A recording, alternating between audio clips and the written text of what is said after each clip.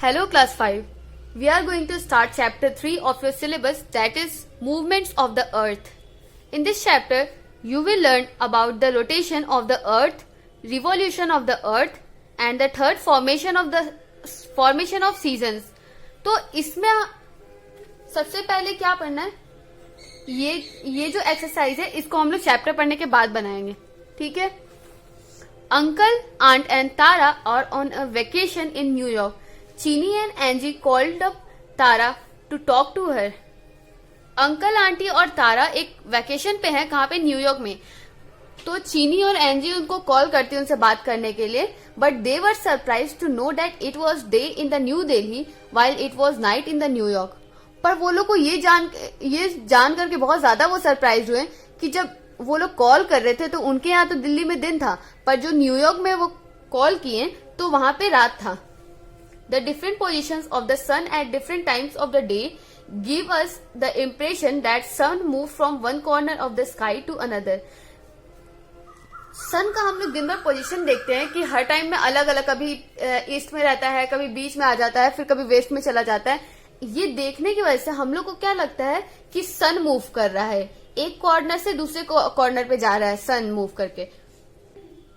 But the fact is that sun does not move. It only appears that sun rises in the east and sets in the west every day. पर fact क्या है कि बस हम लोग को ऐसा लगता है कि वो ईस्ट से निकलता है और वेस्ट में जाता है, पर ऐसा है नहीं. You have learned that Earth has two kinds of movements, rotation and revolution. Let us learn more about these movements of the Earth. हमने ये पढ़ा था कि अर्थ में दो तरह का मूवमेंट्स होता है. क्या क्या? पहला तो रोटेशन और दूसरा रिवॉल्यूशन. रोटेशन क्या होता है? जब अर्थ अपने एक्सिस पे स्पिन करता है तो वो हो गया रोटेशन. और रिवॉल्यूशन क्या होता है? जब वो अर्थ सन के अराउंड एक फिक्स्ड पथ पे, ऑर्बिट पे रिवॉल्व करेगा तो उसको रिवॉल्यूशन बोलेंगे. ठीक है. फर्स्ट टॉपिक क्या है? Rotation of the earth. The spinning movement of the earth along its axis is called rotation. जो एक्सिस है, एक्सिस के अराउंड जो अर्थ स्पिन करता है, जैसे लट्टू होता है, लट्टू एक एक्सिस पे अपना घूमता रहता है, उसी तरह जैसे ये एक्सिस एक इमेजिनरी लाइन है, इसके अराउंड अर्थ स्पिन करता है और उसको क्या बोलते हैं हम लोग? Rotation. The earth completes one rotation in 24 hours. जो एक रोटेशन लगाने में अर्थ को कितना टाइम लगता है? 24 आवर्स. मतलब जैसे लॉन्गिट्यूड्स के हिसाब से हम लोग अर्थ को डिवाइड किए थे जिस पार्ट में, तो ये जो 0 डिग्री है, 0 डिग्री या 180 डिग्री, इससे ये एक जगह से स्टार्ट होगा तो वो पूरा वापस एक बार ये सर्कल ये पूरा घूम करके आने में कितना टाइम लगेगा? 24 hours. The axis is an imaginary line from the north pole to the south pole along which the earth rotates. Axis क्या होता है? एक्सिस एक इमेजिनरी लाइन, वो एक इमेजिनरी लाइन है नॉर्थ पोल से साउथ पोल तक का. ठीक है. जिसके अराउंड अर्थ रोटेट करता है. The axis of the earth is slightly tilted to one side at any point of time. Only some part of the earth faces the sun. Earth क्या है? एक वो टिल्टेड है, मतलब थोड़ा सा झुका हुआ है एक साइड पर के. ठीक है. और किसी भी टाइम अगर हम देखेंगे तो सन का अर्थ का कुछ ही पार्ट है जिसपे सनरेज पड़ेगा. जैसे ये अर्थ है, एक टाइम पे जब ये अर्थ यहाँ पे रह रहा है तो सनरेज तो बस यहाँ तक ही जा रहा है. ये पीछे वाले साइड में तो नाइट होगा, यहाँ पे पूरा डार्क है. अभी यहाँ पे सनलाइट नहीं जा रहा है, तो जहाँ पे सनलाइट जा रहा है वो डे हो गया, ये वाला एरिया डे हो जाएगा यहाँ पे. और जो यहाँ का एरिया है वहां पे अभी नाइट हो रहा होगा. फिर जब ये और रोटेट होगा थोड़ा सा तो ये वाला एरिया घूम करके इधर आ जाएगा. अब यहाँ पे तो फिर वापस डे हो जाएगा और ये वाला डे से नाइट में चला जाएगा. ठीक है. At any point of time only some parts of the earth faces sun. The part of earth that faces sun experience the day and the other part of the earth that does not faces the sun experience night. This spinning motion of the earth causes day and night. जिस side light जा रहा है sun rays उस side day है, जिस side नहीं जा पा रहा है उस साइड नाइट आएगा. और यही जो स्पिनिंग मूवमेंट होता है इसकी वजह से डे और नाइट होता है.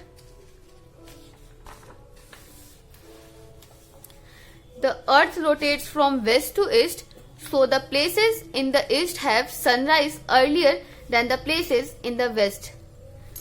अर्थ कैसे रोटेट करता है? वेस्ट टू ईस्ट, मतलब इस साइड से इस साइड जाता है। जैसे ये अर्थ है, अर्थ कैसे रोटेट करेगा? ये इस साइड से इस साइड जाएगा, वेस्ट टू ईस्ट। ये ईस्ट वेस्ट, तो वेस्ट टू ईस्ट जाता है। इसीलिए सबसे पहले कहां पे सूरज निकलता होता है, कहां पे दिन होता है? ईस्ट के साइड में। इस साइड में सबसे पहले सनराइज जाता है और इस साइड में सबसे पहले सुबह होता है। The sun is fixed in one position and the earth rotates from west to east. Therefore, it appears to us that the sun rises in the east, travels across the sky and sets in the west. सन क्या होता है? जैसे सन यहाँ पे fix position पे है, सन तो यहाँ पे फिक्स पोजीशन पे है, और जो अर्थ है ये वेस्ट टू ईस्ट मूव कर रहा है। तो जिस साइड भी, जो भी साइड अर्थ का सन के सामने रहेगा वहां पे दिन होगा। तो पहले यहाँ पे दिन था, हम लोग देखेंगे अगर हम लोग कहीं पे हो तो पहले हम लोग को सन ईस्ट में दिखेगा, फिर वो धीरे धीरे हम लोग को ऐसा लगेगा कि सन मूव करके वेस्ट में जा रहा है, पर ऐसा होता नहीं है। हमारा बस अर्थ ही मूव करता है, हमारा अर्थ ही वेस्ट टू ईस्ट मूव कर जाता है, इसीलिए हम लोग को सन ऐसा लगता है। Let us understand how rotation causes day and night with the help of a torch and globe. Suppose the torch is the sun and the globe is the earth. When we flash the torch on the globe from one side, only half of the globe gets lighted. एक experiment करेंगे, आप लोग अपने घर पे एक experiment करिएगा। एक टॉर्च ले लीजिएगा और एक ग्लोब ले लीजिएगा। टॉर्च को जब एक फिक्स पोजीशन पे टॉर्च रखेंगे और यहाँ पे ग्लोब जो रहेगा, टॉर्च क्या मान के चलेंगे कि ये टॉर्च सन है, सन एक फिक्स्ड पोजीशन पे है, ये अर्थ रोटेट करता रहेगा। तो ग्लोब पहले एक बार आप अंधेरे रूम में एक बार लाइट ऑन करेंगे, जब टॉर्च जलाएंगे तो क्या होगा, वो टॉर्च अर्थ के एक साइड में आएगा, मतलब एक पार्ट में पूरा टॉर्च का पूरा लाइट जाएगा। जो पीछे वाला साइड है, ये पीछे वाले साइड पे अंधेरा है, बस इसी साइड लाइट आ रहा है। तो अभी यहाँ पे दिन होगा, पर जब ये रोटेट करके थोड़ा सा और मूव करके इधर वाला साइड इधर आ जाएगा और ये वाला साइड घूम करके पीछे चला जाएगा। तो अब क्या होगा, जो बचा हुआ पार्ट था जहां पे पहले रात था, अब वो यहाँ आ जाएगा सन के पास। तो अब यहाँ पे सुबह हो जाएगा और जहां पे पहले सुबह था वो अब रात में चला जाएगा। ठीक है। The other half of the globe is in darkness. Now let us mark one half of the globe as E and other half as west. If the light of the torch falls on east, it has the day at the time, west in darkness and has night. Slowly rotate the globe in anti-clockwise direction and stop halfway. You will notice W slowly, west slowly gets lighted, it has day, while east has now moved into darkness, it has night. तो वही करना है कि आपको एक side east mark कर लेना है, एक साइड वेस्ट मार्क कर लेना है। तो पहले ईस्ट में दिन होगा, फिर वो जब वो टर्न होगा थोड़ा सा घूमेगा तो वेस्ट वाला सनलाइट के पास आ जाएगा। तो अब वेस्ट वाले में दिन होगा, ईस्ट वाला पीछे चला जाएगा और वहां पे अंधेरा हो जाएगा। ठीक है। तो बस ये एक्सपेरिमेंट करना है, आप एक बार इसको घर पे करके देख सकते हैं। When the earth rotates, the part of the earth that faces the sun receives the light and experience the day, while the other half of the earth does not receive the light and experience night. The experiment also shows that the earth rotates on its axis from west to east. The eastern part of the earth faces sun first and the western part of the earth receives sunlight later. तो वही बोला गया है कि जिस side में भी sunlight पड़ता है तो वहां पे दिन होता है, और जिस साइड में सनलाइट बाद में आता है, मतलब उस वक्त तो पीछे का जो एरिया होता है वो वहां पे रात दिखता है। ठीक है। और इससे इस एक्सपेरिमेंट से हम लोग को क्या पता चलता है कि सन एक फिक्स्ड जगह पे रुका हुआ है। ठीक है, सन तो फिक्स्ड प्लेस है उसका, पर अर्थ क्या होता है, वो अपने एक्सिस पे रोटेट करता है, इसीलिए दिन और रात होता है। हाँ, नेक्स्ट टॉपिक क्या है, revolution of the earth. In addition to rotation, the earth also moves around the sun on a fixed path called its orbit. This movement of earth around the sun is called revolution. Rotation के साथ साथ अर्थ क्या करता है, सन के around एक fixed पथ पे मूव करता है और उस फिक्स्ड पथ को क्या बोलते हैं, orbit. This movement of the earth around the sun is called revolution. The earth takes about 365 and 1/4 of a day to complete one revolution. We consider one calendar year to have 365 days. तो अर्थ को कितना time लगता है, approx कितना लगता है, 365 and 1/4 of a day, मतलब 365 days and 6 hours। एक रिवॉल्यूशन में 365 डेज एंड 6 आवर्स। पर हम क्या मान के चलते हैं कि एक साल कितने दिन का होता है, 365 डेज का, और जो बचा हुआ 6 आवर्स है वो कैरी फॉरवर्ड हो जाता है। मतलब इस साल में 365 मानेंगे, नेक्स्ट ईयर भी 365 मानेंगे, वहां पे भी 6 आवर्स एक्स्ट्रा बच जाएगा। तो ये 6 आवर्स कर करके 4 साल में कितना होगा, 6 4 जा 24। तो 24 आवर्स हमारे पास एक्स्ट्रा है, मतलब 4 साल में 24 आवर्स एक्स्ट्रा मिल गया हम लोग को। तो वो कब क्या होगा, वो एक ही बार, मतलब चौथे साल में हम लोग एक दिन और बढ़ा देंगे। 6 hours is added over 4 years in a row. This adds up to an additional 24 hours or 1 day once in every 4 years. This extra day is added to the month of February.